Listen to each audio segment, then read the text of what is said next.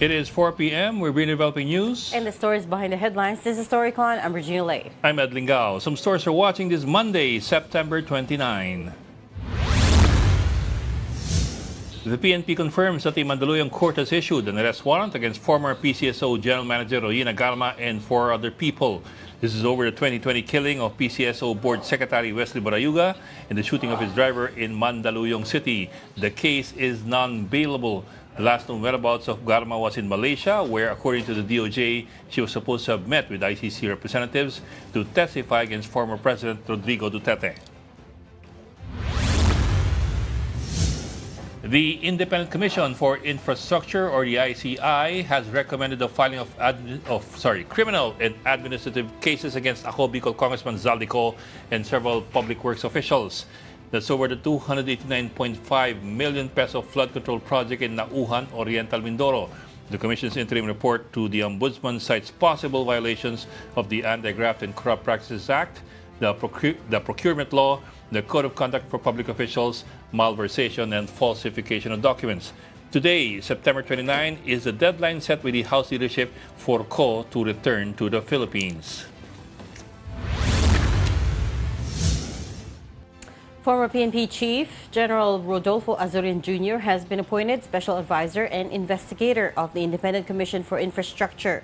The palace said Azurin's experience and leadership will strengthen the Commission's drive for accountability and transparency in infrastructure projects. The former top cop replaces Baguio City Mayor Benjamin Magalong, who of course resigned from the ICI. The palace later thanked Magalong for his service and contributions to safeguarding the Commission's integrity.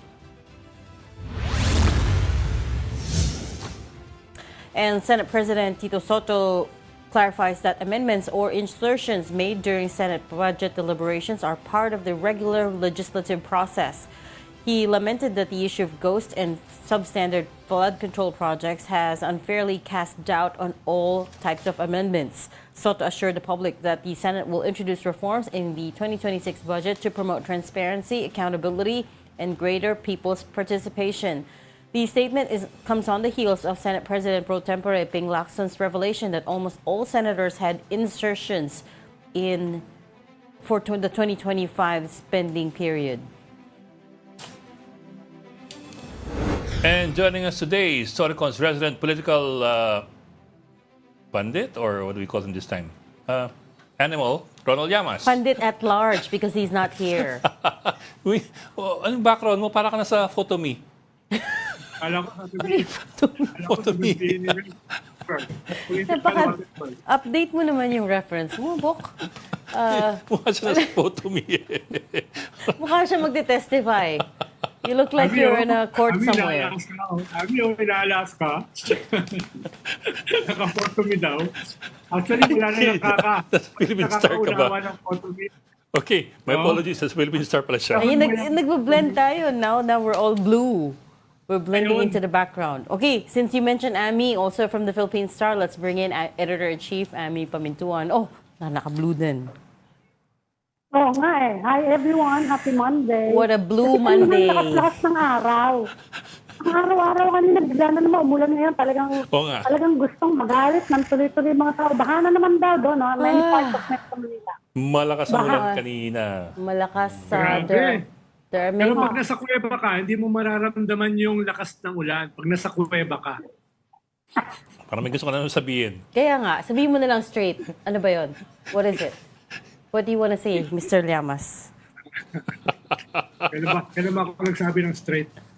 Okay, wait. Before we get away from the topic, let's a bit of breaking news just this afternoon. Si Congressman Zaldy Co has resigned as a member of the House of Representatives. Kakapasok lang ng resignation letter niya just now. I will read part of it. He says, on account of the real, direct, grave, and imminent threat to the lives of my family members and me and the evident denial of my right to due process of law, I'm constrained to tender with immediate effect my irrevocable resignation as a member of the House of Representatives. That's the first part of it. Then there's a second part where he responds to the letter complaint filed by Congressman Toby Tiangco. Remember, Congressman Tiangco filed an ethics complaint against him. And the second part of Congressman Co's responds. First, he says, I categorically deny these baseless accusations. I did not mastermind, tolerate, or allow any supposed last-minute insertions and realignments in items in the 2025 GAA. It is improbable, if not absolutely impossible, that I, on my own, could make any supposed insertions without the knowledge or approval of the members of both chambers of Congress. So, again, a categorical denial from Zaldy Co, who, as we were just saying, so the statement goes on, he addresses it in 3 sections, but the pertinent point here today is that he has resigned as a member of the House of Representatives. But he's getting away on technicality. He's saying basically that all the insertions were approved by the plenary, which is of course true. But who made them is the question. Yeah, because in the end, everything had to be approved by ratification.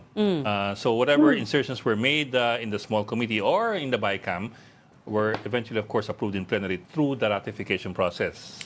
So that also skips that. At sinong pumirma ng GAA?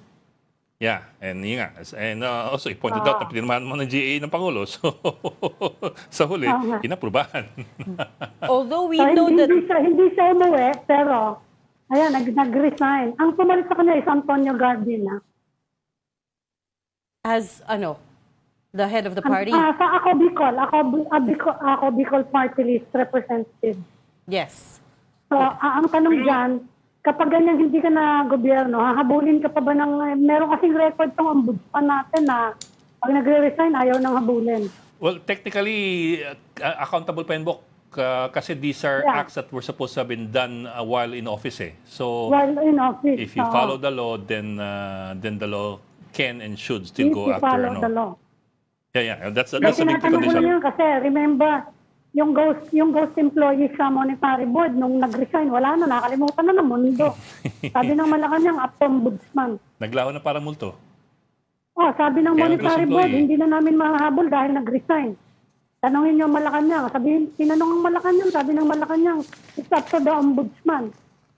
Kaya yan, tinatanong ko, ano mangyayari dyan? Pero tama naman yung logic ng letter niya. Na hindi niya ito magagawa ng walang connivance ng both houses at iba pang matataas na tao sa gobyerno. Kanya nga, kung makikita naman natin yung mga nangyari, natanggal ang Senate President, natanggal ang Speaker of the House. Ngayon lang yata ako nakakita na halos sabay, dalawa natanggal Senate President at saka Speaker of the House. Mismo yung Secretary ng DPWH natanggal at malamang makasuhan. At iba pang mga mahalagang mga opisyales ng gobyerno. So in a way, totoo yung sinasabi niya na hindi niya ito magagawa without the connivance of other high government officials in both houses. Nasa ngayon ay nasa gitna ng isang napakalawak at napakalalim na investigasyon sa mga taong ito. But going back to the reasons he gave for the resignation, number 1, real, direct, grave, imminent threat to the lives of my family members and me. And number 2, evident denial of my right to the process of law. Yun ang kanyang dalawang... Parang non-sequitur. Parang non-sequitur yun di ba? Dahil ang dapat sigurong dahilan is to protect the institution. Dapat yun ang dahilan. Dahil whether he likes it or not, whether guilty siya o hindi, ay dinadrag down niya yung institusyon ng Kongreso. Yun yung pinakamahalagang dahilan na sana nakasama sa letter. Yeah. Dahil yung safety, yung iba pa mga sinabi niya, parang non-sequitur, doesn't follow Parang ano ba magagawa ng resignation in relation doon? If you're in danger, why will you resign?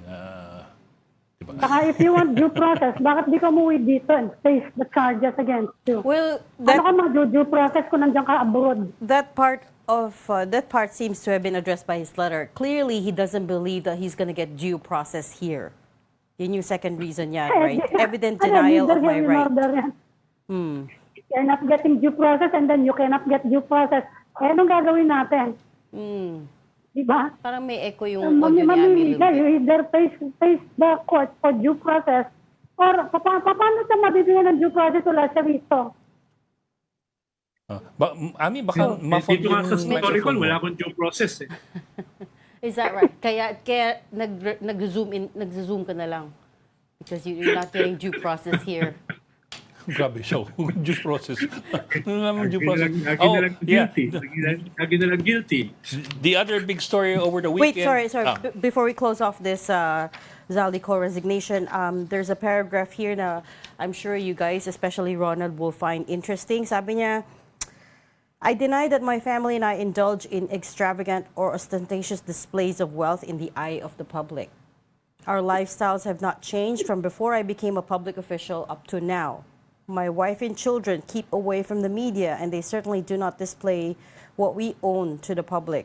While I do have postings through media, these are focused on the various projects of the Ako Bicol party list. My family and I do not also live beyond our means. Baka matagal na nilang kayamanan yon. At saka, alam mo, the rich are not like you and me. Kailangan paki-define nga yung ostentation. Sakit naman yung mga magsalita ni private, Ami. yung mga private jets, yung mga first class trip to Europe. Siguro normal lang sa kanilang lifestyle yan. Well, I guess it's relative. It's all relative. You're right. The rich are not like you and me. Yeah. But yeah, I mean, to be fair, the so-called Nepo baby who's gone viral is not his daughter, it's his niece, right? Anak ng kapatid niyang si Christopher Quito Co, who was also previously congressman, if I recall correctly, and who is who's one of the co-founders of High Tone Construction and Sun West. Per the records that have been dug up. Saka wala namang $1 million na sing-sing yung kanyang asawa, di ba?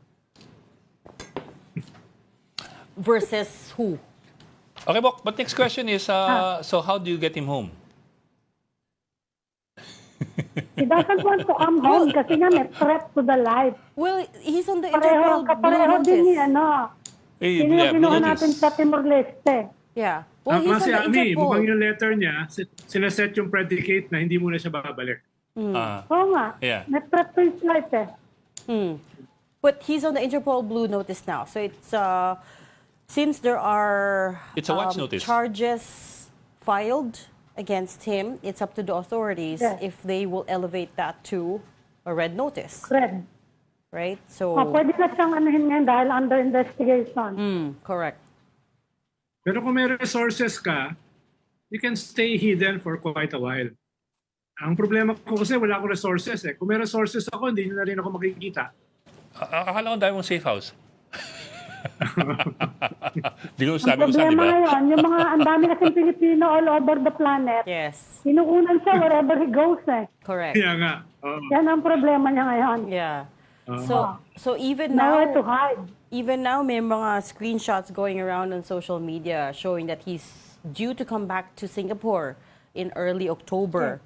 And these people are posting yung, screenshots of the flight details, screenshots of the check-in details at the hotel, and so on and so forth. So talagang, they don't even blur out his personal details, no? So, Pero pwede kasing, Reg, pwede ka kasing magbayad ng look-alike eh. Para i-confuse mo yung mga naghahanap sa'yo. Ano, parang si Saddam. Hirap lang talaga maglagay ng look-alike, si Manny Mugato eh. Ang Mahirap hirap yun. maghanap ng look-alike nun. Medyo mahirap-hirap yun. and also, my question, Ami, you said si Congressman Garbin is taking his place, but Congressman Garbin is himself a congressman already, right? Congressman na siya ngayon. Oo nga. So, Bilang first nominee, I think first nominee. so, Yung hintay natin, yung Yung sino number yung 3, susunod na iba. aakyat. Right. Yung number 3 nila, Kung sino yung aakyat. yung number 2. so si Congressman Garbin will become first nominee, and number 2 is, wala pa. Yung Wala pa number so 3, far. yung number 3 ang aakyat. Ano, dalawa ang kanilang, yung number 3. dalawa ang kanilang seat eh. Okay. Yan yung iniintay natin. So that means they will be minting a new congressman.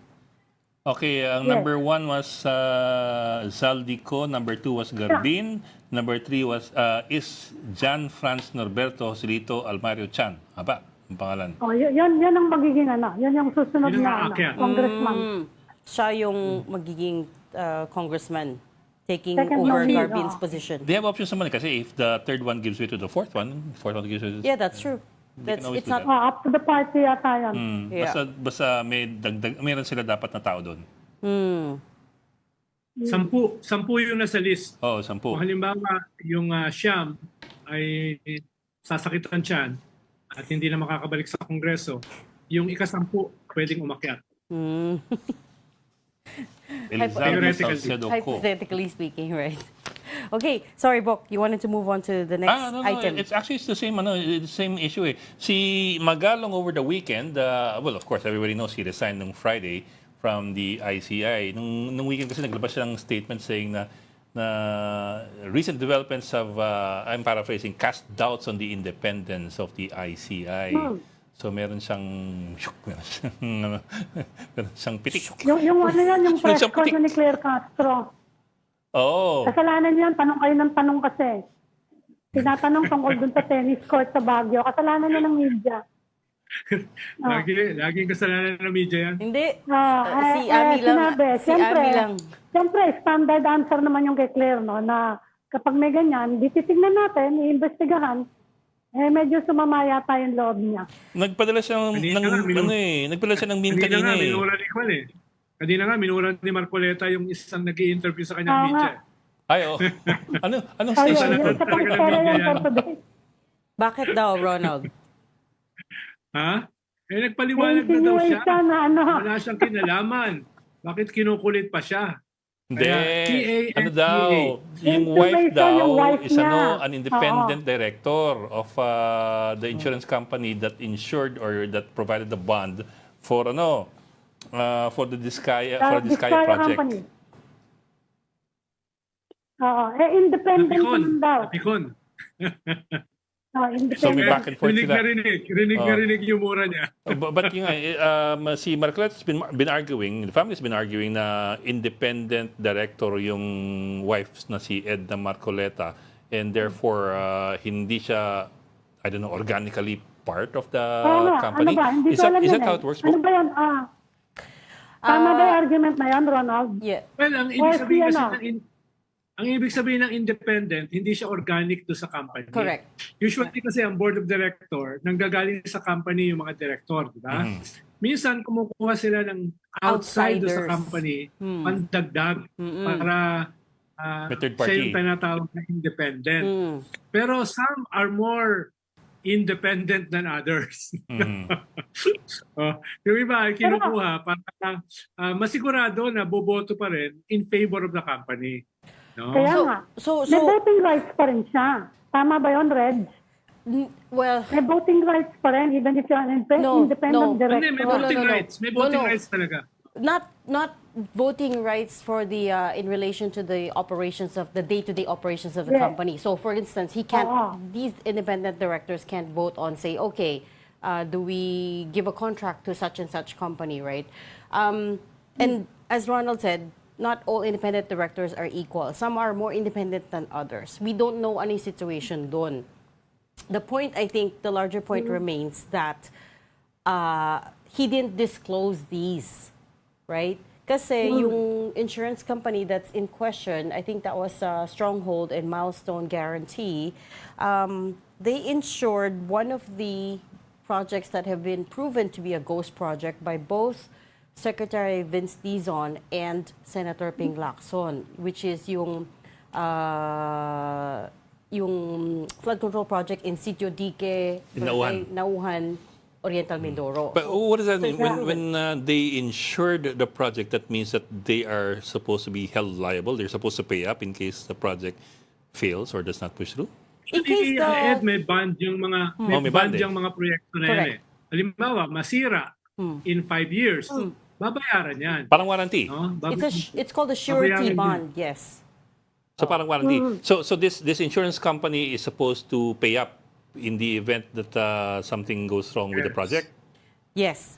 So the government will, in theory, should be able to reclaim some of the money back from the insurers. It's not going to be the whole amount. It's going to be a percentage of the project cost. Hindi ko alam how much in this case. But the larger question there for Senator Marcoleta is, why didn't you disclose it in the first place? So now it looks like parang tinago mo pa or something. And by the way, credit where credit is due, this story first appeared on Billionario, of course. And then nagre-react lang si Senator Marcoleta to that expose by Billionario. But in that case, I'm just at the top of my head lang. In that case, does the insurance company have anything to do with the contract itself or with the project itself? no, you're just insuring it, just like you would insure a house, right? If the house Burns down or gets damaged in a flood or a tornado, yun lang ang insurance company. Hindi siya yung nag-build ng house. Hindi siya yung build Wala the rin house. sa kanila sa And wala siyang responsibility to audit it. Unless, I mean, of course, they would likely send insurers, right? Much the same way that if you're insuring a building for fire protection, they would send yun lang. I wonder lang if the insurance company would have or should have inspected the project and made sure that it was up to par or it was completed. Would that be part of the Hindi deal? ko alam if that's how it works with public infrastructure. I don't know if Ronald knows. With private establishments, yes, they would send somebody, obviously, to... Kasi that would be interesting if that was the case. Because that's their insurer's liability, right? If you were insuring a whole building, you would go and Gusto mong tingnan muna na, tinayo ba talaga o ano? Does it have enough fire protection provisions, for instance, right? Or flooding provisions, and so on and so forth. Kaya ngayon, nililink ng ibang tao, yung away kanina ni Marcoleta na napamura yata ng konti. Doon sa tanong last week ni Ping Lacson sa kanya, bakit parang pinoproteksyonan mo yung mga diskaya? Ayan yung mga ano ngayon.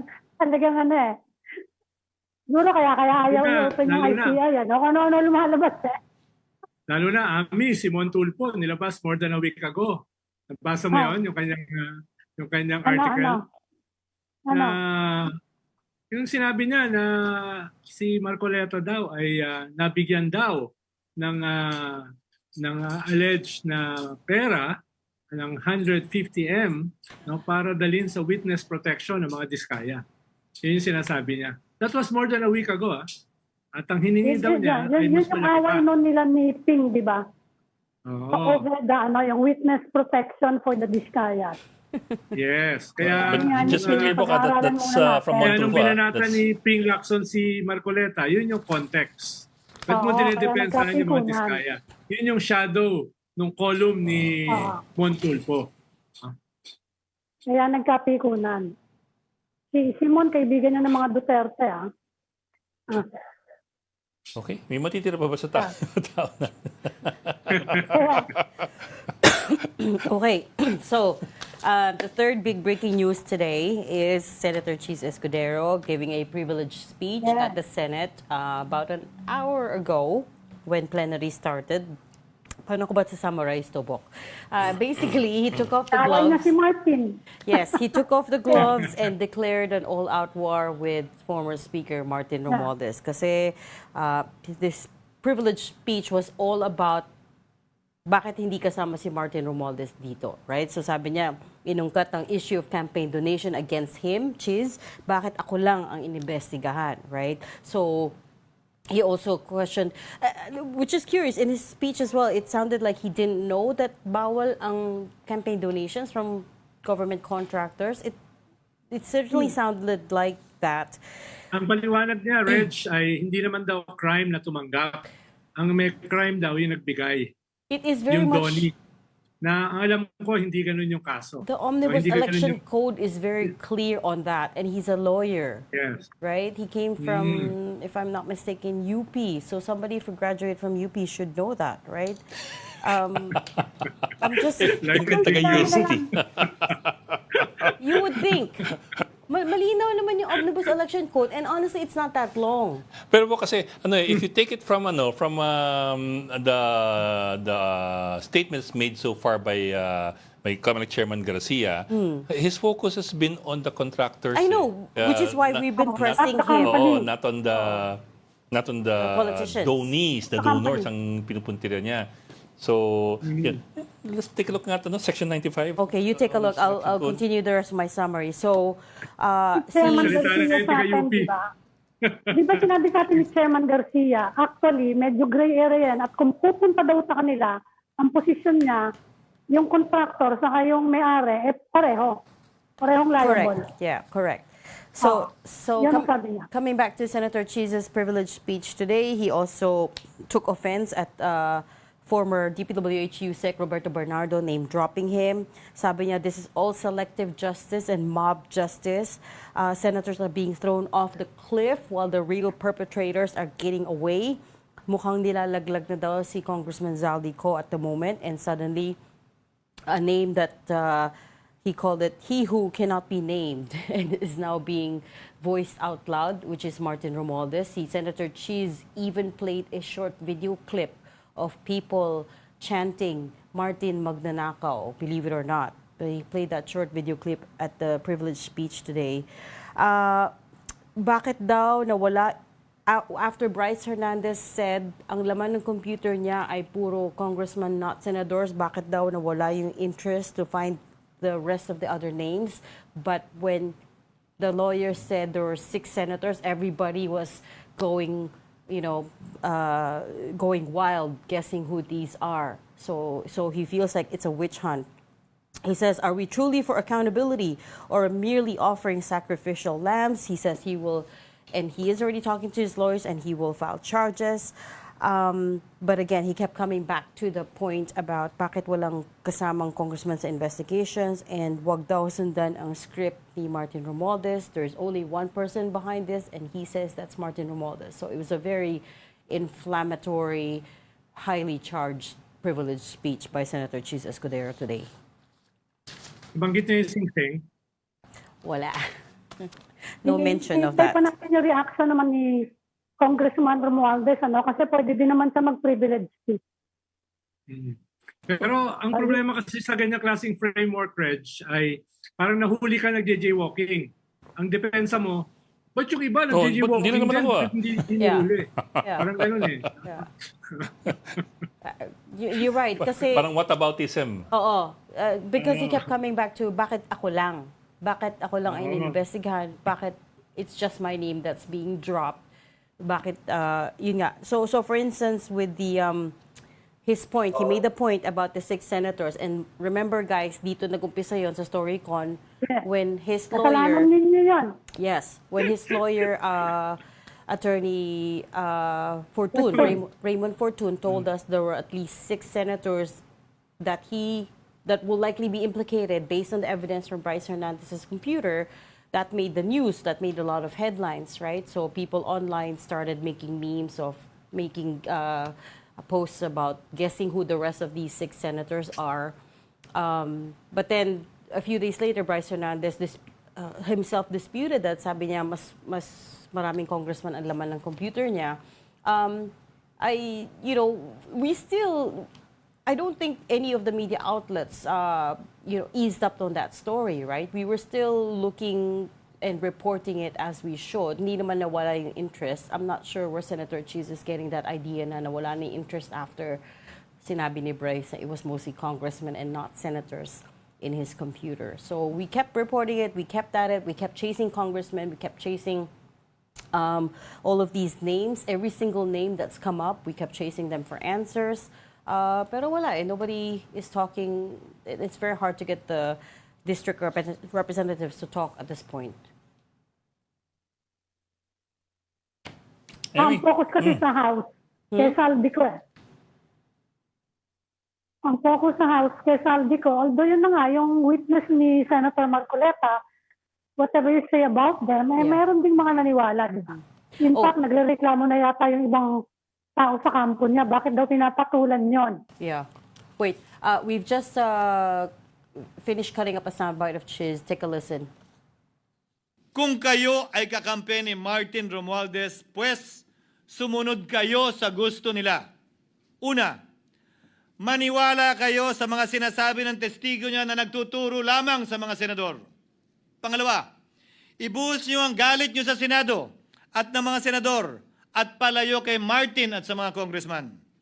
Pangatlo, pagdudahan at sirain niyo si Sergeant Gutesa na bukod tanging hindi nakinabang at walang bahid at hiningi anumang kapalit sa pagsabi ng katotohanan. Pangapat, huwag niyong payagang mabanggit man lang ang pangalan ni Martin Romualdez.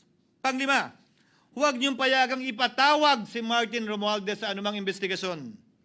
Pang-anim, huwag niyong payagang imbestigahan si Martin Romualdez at mga kasamahan niya saan mang lugar. Ako, Ginoong Pangulo, hindi ako kakampi ni Martin Romualdez. And again, he closes off by saying, wag maniniwala sa script ni Martin Romualdez, it is all zarzuela. That is straight from Senator Chiz Escudero's mouth. Well, it's not the first time nagbabanggaan sila. Kasi remember, 2 weeks ago, hinihingi ng isang senador yung resignation ni But this is Speaker. the most open, blatant show of, antagonism, right? Parang, when was the last time Senator Chiz Escudero made a privileged speech even? No, I'm not referring to Chiz, I was referring to Amy Marcos. Si Amy. Remember when she called on congressman to remove Martin Romualdez? Called on the House. Napalitan yung leadership nila. Yeah. But this is... Pero tahimik si Chiz since natanggal siya Senate President, di ba? Ngayon lang talaga siya nagsalita ng Kaya ganyan. nga. At nung natanggal siya, he gave a speech binakbakan rin niya si Romualdez referring to the script, referring to he made references to Romualdez when he was taken out when Tito Soto was gulpi siya sa gulpin-gulpi siya sa social media this past 2 weeks, especially si Rack. Kaya Kaya na sila na dinidiscredit nga daw yung Gutesa who provided direct testimony against Romualdez. Hindi naman, nilabas pa rin naman ng lahat yun, di ba? Yung istorya yun. Kaya lang, hindi nga, iniimbestigahan pa nga, bine-verify pa nga ngayon yung kasi bigla-bigla daw pinasok, nagalit shipping Lacson. Hindi wala man lang buyer leave nung perinisin pa sa Blue Ribbon. Yan. Kaya bine-verify pa daw nila yung pagkatao ng Mr. Gutesa na yon. May pahayag na si nila sa NBI. Iniintay nila sa NBI 2 days ago para magsampa ng kaso. Hindi dumating. Diba? Hindi dumating. Kailangan magsampa ng kaso Anyway, may pahayag na si Congressman Romualdez naglabas ng statement ng kanyang opisina. Ang bilis ng statements these days. No? The statements are flying. Siyempre naman, binakbakan ka naman ng privilege speech. Okay, go ahead. I listened to the privilege speech of Senator Chiz Escudero. With respect, what we heard was not an expose but a DDS script. The same recycled accusations we have long seen on troll pages and social media posts. Walang bago at wala ring katotohanan. Instead of answering the serious questions he himself must face, Senator Escudero chose to deflect. He did not deny the allegations against him. He did not explain his own role in flood control kickbacks, imbes na magpaliwanag na nisi siya. Malino naman ang katotohanan, ang talumpati ni Senator Escudero ay hindi tungkol sa pananagutan, kundi para isulong ang kanyang personal na ambisyon. It was a performance designed to profess loyalty and service to VP Sara Duterte and to position himself as her ally for 2028. Ang tunay na pinagsisilbihan ay hindi ang katotohanan, kundi ang sariling interes at plano sa politika. 2028 na reference. Interesting ako, di ba, Ed? Interesting na panoorin yung away ng isang ex-Senate President at saka ex-Speaker. Labanan ng mga ex. This is what I'm saying. It's all-out war. I mean, look at how fast they issued statement, right? And itong si Senator Chiz Escudero, you should listen to the rest of his speech. He was very aggressive towards Speaker Romualdez. There's nobody more bitter than an ex. So pag naglaban ng dalawang ex, gera pa tayo.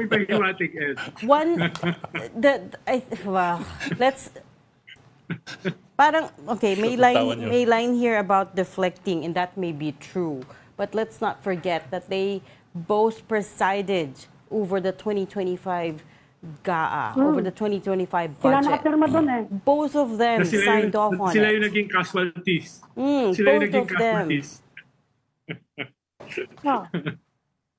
Sila yung head ng 2 chambers that passed the GAA. Correct. 2024 and 2025. Sila nakapirma doon. Imposible, they're either incompetent or they're negligent na nakapasa yung mga questionable insertions na yun doon. Di ba? Kasalanan nga ng Ang media. ginawa ng Kasalanan ang explanation naman ng Malacanang dahil nga pinirmahan ni President Marcos with a token veto, hindi naman daw nila nirelease yung pondo. Dahil para lang daw wag yun ang explanation ng Malacanang. Para daw wag magkaroon ng reenacted budget which is also open to corruption, pinirmahan, umandar yung gobyerno, hindi nila nirelease yung mga questionable na insertion. Tapos yung Kasalanan hirit nga pa amin na ng media. Dahil nilabas nyo kasi lahat yan. Kaya natanggal tuloy sila. Kasalanan niya ng media eh. We're just Dapat kasi reporting. tago na lang yan eh. We were just reporting. Tapos yung hirit na The it was a messenger. performance designed to profess loyalty and service to VP Duterte and position himself as her ally for 2028. Eh, paano na yung di ba siya yung tagahawak ng wine glass ni Ibig ko rin, nakaraang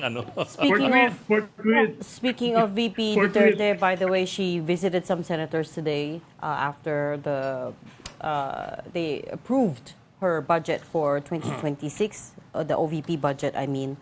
I think Senator Joel posted about it. Sino ba yung dinalaw? Si Senator Jinggoy as well. Pareho din nung sa House, hindi na nila greenil siya. Kasi wala naman mga dagdag, wala nang confidential fund. So they approved the budget already. Pareho ng House. It's a little over 900 million this year for 2026, minus the confidential funds. Yes. Kaya pareho sila ng House na okay na yung budget. But I don't know what we make of her doing the rounds at the Senate, Ronald. Yung pagdalaw ni VP Sara sa ibang mga senador. Makakakampi naman talaga niya yun. Makipagkwentuhan lang siguro. Siyempre, Mga supporter niya yan. Siyempre, nag-consolidate din siya ng mga forces. Lalo na ngayon, medyo natabunan yung kanyang impeachment. Natabunan si Piatos. Actually, Kaya, oo nga. She's relishing. Makes you wonder today what's gonna happen in February next year. Kung She's relishing the ma-resurrect. moment. Diba? Tsaka Diba sabi also, ni Tobit Franco, bakit niyo pa ba impeach yan? Kaya naman yung talunin. Yun ang takbo yun ang one of the arguments there. Kaya naman talunin, bakit niyo pa gagawin mo kang martyr? So, filean mo na lang ng kaso sa ombudsman or somewhere, whatever. Kung dahil hindi naman yata siya immune from criminal prosecution. Gano'n na lang ang gagawin. Imbis na tanggalin na si Vice President, yun ang takbo ng argument ni Toby na sabi niya, according to Toby, yun din ang posisyon talaga ni President Marcos. Huwag niyo na lang niyang gawing martyr. well, the other problem kasi is, in the last few weeks, we've been bombarded by numbers that are incredible. We're talking about billions and trillions. Umabot ka ng Kaya trillions. nga, lumiit bigla So- yung confidential fund. So yung confidential funds, majestic as the numbers may have been sa confidential funds, they're really dwarfed by the numbers we're talking about now. So baka by February, 1% iba lang. natin tingin dyan. Trillion we're talking trillion. Oo. 1% lang siya. Less than. So baka magbago ihip ng hangin sa Kongreso. We don't know. Ano tingin mo, Ronald? Yes, definitely. Dahil una, mas mahirap ng impeachment ngayon. Kung halimbawa, i-reject ng Supreme Court yung motion for reconsideration, ay siyempre, ay napaka-improbable na ng susunod na impeachment. Ikalawa, medyo demoralize yung mga congressmen. Lalo na kung mawawala yung kanilang raffle sa Pasko. Dahil Talagang mukhang raffle sa ito yung Pasko. pinakamalupot na Pasko so far. Isisiro na yung flood control, isisiro na yung mga insertions, etc. No? Kaya magbabago yung tono ng House. At ikatlo, papalapit na ng papalapit sa 2028 elections. At syempre, yung mga kongresista, hindi naman karamihan sa kanila yung naniniwala sa higher purpose, gusto nilang i-secure yung kanilang political calculation regarding yung kanilang political future. No? At dahil merong tsansa na manalo si Sara, ayaw nilang i-antagonize yan sigurado. So, yun yung nagbabagong landscape sa House. At siguro sa iba pang mga mga political organizations and political parties. Pero Bok, maybe a number 4, would they have the moral ascendancy to go after Sara Duterte and her millions if here we've been talking about billions for the past so many weeks? Well, dahil Ed, na-link din naman yung Duterte government sa billions if not trillions. Huwag mong kalimutan yung flood control projects nag-flourish during the previous government. More than 13,000 flood control projects. Tapos lumalabas nga mismo sa distrito ni Pulong may 51 billion in less than 3 years. So ibig sabihin yung confidential funds ni Sara is but the tip of the iceberg. 'Di ba? Kaya hindi siya pwedeng tingnan in isolation eh. Meron siyang mga iba pang mga ugnayan. Ganun na lang ang gagawin. Ililink yung confidential fund issue dun sa flood control issue. Yeah, but the person on trial will be Sara Duterte. It will not be Rodrigo Duterte or Pulong Duterte. It will be VP Sara on, number 1, the threats, and number 2, on the use of her funds.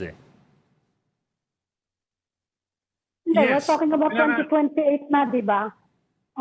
Kaya nga, yun na lang ang gagawin. Imbis na tanggalin mo yan as VP, sino ipapalit mo? Pag tinanggal mo yan, mabuti nga, natanggal na yung kung sakasakaling matanggal ang VP.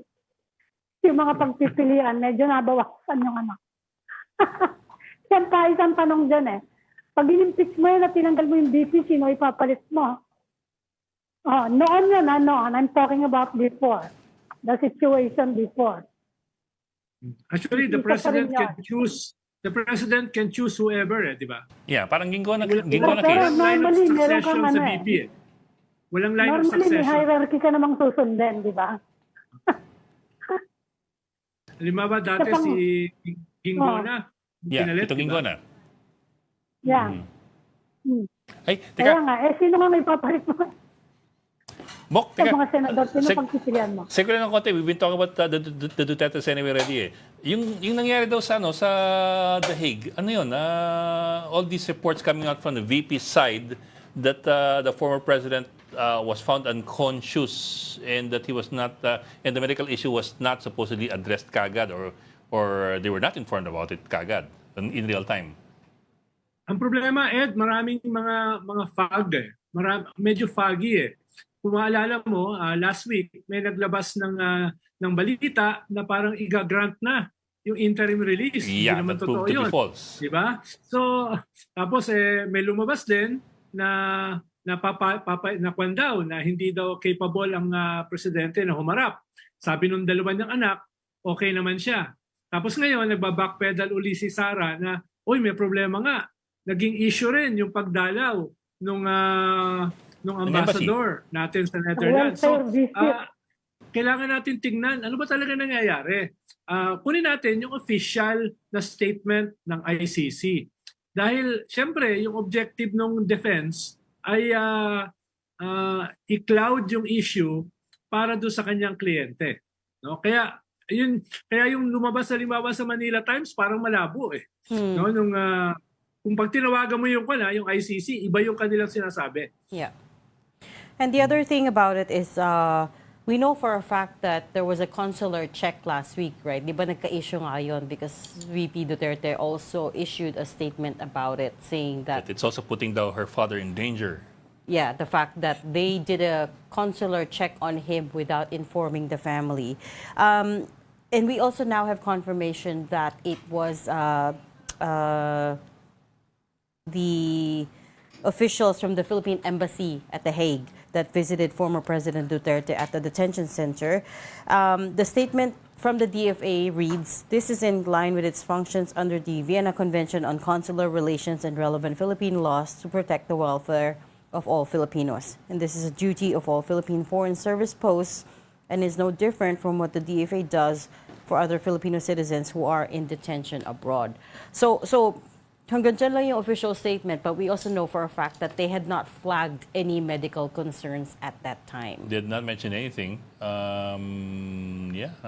But I do recall. There was an ICC document earlier that said that the former president had to go some scanning. Was it CAT scan or an MRI scan? Because of the assertions that he was having difficulty remembering certain things. That was from months ago. Yeah, Hindi that siya was from months recent. ago. Yeah. That was the last we heard from the ICC documentation.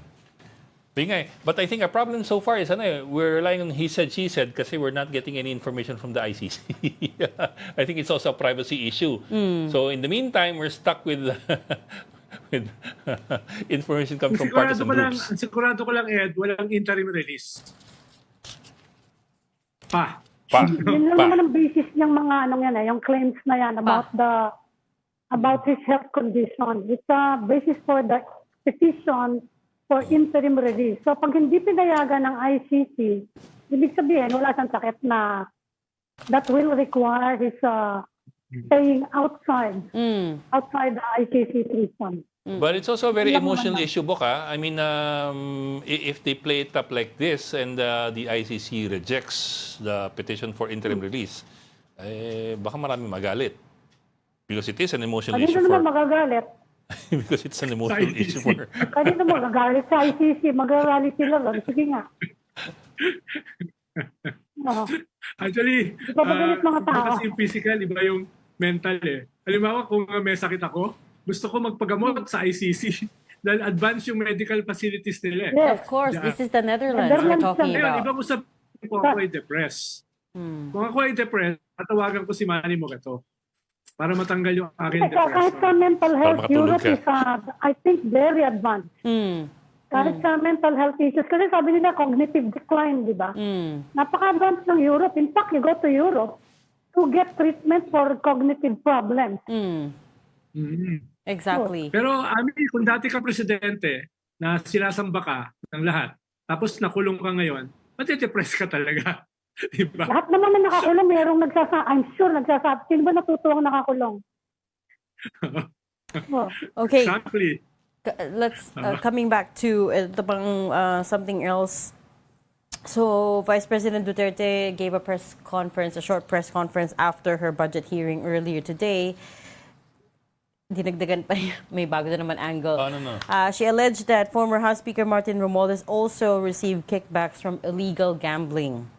Duterte says there have long been talks about cash deliveries in suitcases, and it's not odd. It wouldn't be odd for Romualdez to have done so, citing the Okada case. Remember a few years ago, there were also rumors of his involvement in the seizure of Okada, the casino in Parañaque. Yung mga sources na yung isang problema dyan, dahil wala naman nag-aabutan kasi ng diretsahan eh. Madali mong sabihin, anong malay ko kung saan galing yan? Di ba? In fact, yun ang defense doon kay Joel Villanueva. By his defender, Senator Bato, kung alam ni Senator Joel na yan ay for flood control, hindi na yan kukunin. Ang inintay kong denial ay hindi niya kinuha period. Ang sinabi lang, kung yan ay from flood control, hindi kukunin. Di ba? May ganun nga, no? Yan ang hinihintay ko eh. Basta hindi mo nalang kunin, bakit ka kukuha ng magkano? 100, nakakahilo, no? More than 100 million. You will not see that amount in your lifetime. Di-deliver sa'yo ng tapos cash pa. Ninenervous tuloy yung mga politiko ngayon magdala ng maleta. So, magdala ng So maybe the big picture question here, Ronald, is where does this put the president, right? Obviously, Speaker Romualdez is his cousin, and hindi ba Senator Chiz Escudero is also allied with them somehow? And now these two are going at it. Wala na siyang magagawa dyan, no? Mga ex na yan eh. Ex-speaker, ex-senate president. No holds barred na yan. Talagang open warfare na yan. Wala na yung pakundangan na durugan. No? Ikalawa ay, ang mahalaga, itong investigasyon dito sa corruption ay mag-prosper in terms of cases filed, assets frozen, no? Hanggat maaari. Sana soon may makitang makulong dahil plunder is non-bailable, tingin ko ay makakabawas yan sa pressure sa presidente. Pero kung in the next few weeks walang mangyari, tingin ko very intense ang pressure sa presidente. Lalo na in some of the testimonies na implicate yung kanyang executive secretary. No? Implicate. Sabi, wala naman talagang solid na evidence pa. Pero ibig sabihin, palapit ng palapit sa kanya yung mga itong alleged na mga testimonies na ito. Kaya as soon as possible, kailangan magpakita niya ng resulta. Itong pag-resign ni Magalong doesn't help him any way. No? Kaya mahalaga, itong ipapalit niya ay mapunuan yung vacuum na iiwanan ni Magalong. Well, the ICI has already recommended, and it filed an initial report to the Ombudsman, no? Recommending the filing of cases against Congressman Zaldy Co and other DPWH officials over the flood control project in Oriental Mindoro. Is that good enough? That's a first step, no? It's not good enough. First batch son. Pero at least meron na silang pwedeng ipakita. O ito, may kaso. No? Kung may magsasampa ng kaso kay Martin Romualdez, di pwedeng ipakita nila. Pero ang balita ko, yung whistleblower na Marine, hindi pa nagpapakita sa NBI para magsampa ng kaso. So, Si Orlites. wala pang kaso. Oo. So, tingin ko, hindi pwedeng Lone Ranger lang si Vince Dizon eh. Siya yung nag-freeze ng account, siya yung nagtatanggal, siya yung nagpa-file ng kaso. Kailangan ma-complement na ito. At hindi yan trabaho ng Blue Ribbon. Hindi naman yung Blue Ribbon na magsasampa ng kaso eh. They can propose, pero yung NBI or Ombudsman ang magsasampa. Kaya as quick as possible, kailangan na nila maglagay ng Ombudsman. ASAP. No? May shortlist na ba? We don't have a shortlist pa rin, no? Parang merong very, very short list. Merong very short list. Sinong alam mo? Merong very, very short list. Just one person ba yan? One name ba yan? Pinahira ng bagong kaso eh. Ha? May alam si Ronog, ayaw sabihin. Kaya kinakasuhan siya. Well, almost sure naman si Kwan eh. Almost sure naman, open secret naman yun. Almost sure naman si Boying Remulla. Talaga? Ayun lang nagsasampa ng kaso sa kanya. Parang hindi ka He was naniniwala. dismissed. Every week may bagong kaso eh. Hindi pa na-dismiss na? It was... Meron pang panibago, Kasi di ba? meron pa Kaya po po ulit. yung Duterte. Talaga? Almost yun na si Boying. Wouldn't it help the administration's credibility if they get somebody else instead of Boying? Para mabilis-bilis, ano? Sino? Si Melvin Matibag? Hindi naman. Si Kim Henar? Sino gusto mo, Ed? I'm just wondering, di ba? Wouldn't it help them just a bit if they get somebody else who is not that closely Connected to identified the and admin. Oo. Di ba? Tapos involved pa siya doon sa sa pagkuha kay Duterte. Di lalong Reg, mas maingay Reg, yung Sabihin ko na. parang sumisikip yung kuweba mo. Oo nga eh. Di ba masikip? Di ba masikip yung kuweba? Sige na. Get out of it, my cave. Okay, on that note, that's all the time we have for today. Thank you so much for joining Storycon. I'm Ipo Mintuan, Editor-in-Chief of the Philippine Star. Ronald Llamas, our resident political pundit. Join us again tomorrow, 4 p.m. for Storycon. I'm Regina Lay. I'm Edwin Gao. We are One News, all sides, all the time. This is the Story Conference Group or the Storycon Group.